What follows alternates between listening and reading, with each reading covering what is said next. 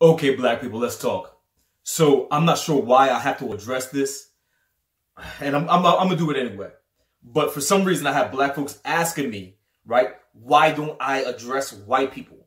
Black folks talking about only black people tear down other black people. Look, we need to do some house cleaning, so that's why I'm here. Because I see these motherfuckers destroying my community, and I'm like, you know what? I care too much about my people to let this shit slide, to let this bullshit go. So when you ask me why I don't address white people, first of all, we know who the enemy is. So when you see Donald Trump coming, you see him a mile away. If Donald Trump told you not to take your insulin, you wouldn't believe him. If he told you, that you didn't need to go to a doctor, that he could cure you of autism, blindness, HIV, he could resurrect the dead and all that crazy shit that they tell you, you would not listen to him. If Dr. Oz told you to stop taking your spinach, right? You'd be like, man, fuck Dr. Oz. But Sabi tells you that eating spinach and broccoli is bad for you. And you're like, oh yeah, this guy, he sounds good. I'm addressing these charlatans. Because again, we gotta cut the grass so the snakes can show. Right? So in the community that I care about, right, you're being taken advantage of by these guys who look like us. And they have a little bit of swag about them, so you follow them, I guess. I'm not sure how, I don't get it. Because I've never listened to CB and was like, damn, he's smart. He takes some bullshit ass words, mixes in the word alkaline, probably throws the word bio in front of some shit, and then all of a sudden you're like, oh yeah, it's him. Nah, fuck him. So first of all, CB is destroying the community that I love, right? And Yada and the other motherfuckers who Dr. Umar Johnson.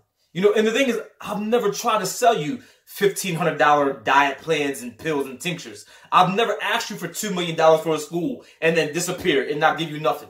I don't have nothing to sell. Again, I sold a hat. I sold some shirts and shit. But that's not I'm here because I care about you. So when I don't address white people, it's because Sabi, right? He's in Detroit. He's in Baltimore. He's in Chicago. He's in Los Angeles. He's in Harlem doing this shit. Now, if he was in Bismarck, North Dakota, I wouldn't give a flying fuck.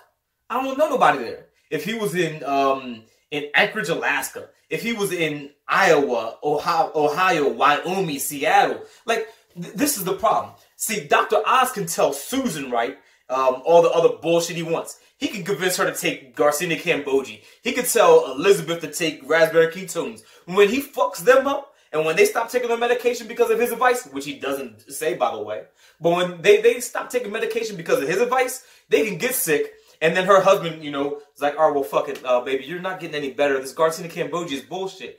I got insurance because I work at Enron, because I'm a CEO for Viacom or some bullshit, because he owns a trucking company in Iowa, because they have insurance, so he can go to he can go to that community in Erie, Pennsylvania, and fuck them up, and they can go to the doctor.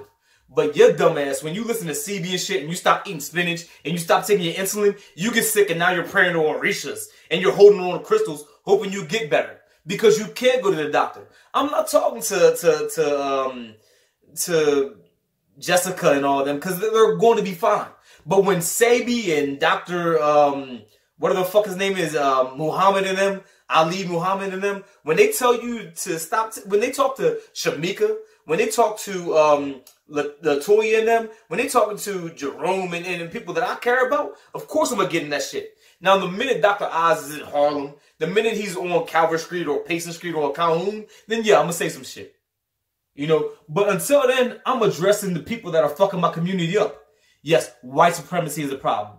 I understand that we came here on the bottom of slave ships, that Jim Crow did a number on us, that Willie Lynch did a number on us, that Redlining did a number on us. And now we're in these fucked up positions where we can't even afford to pay out the lifetime of our insurance premiums and shit. I get it. But white supremacy is a system that works on automation.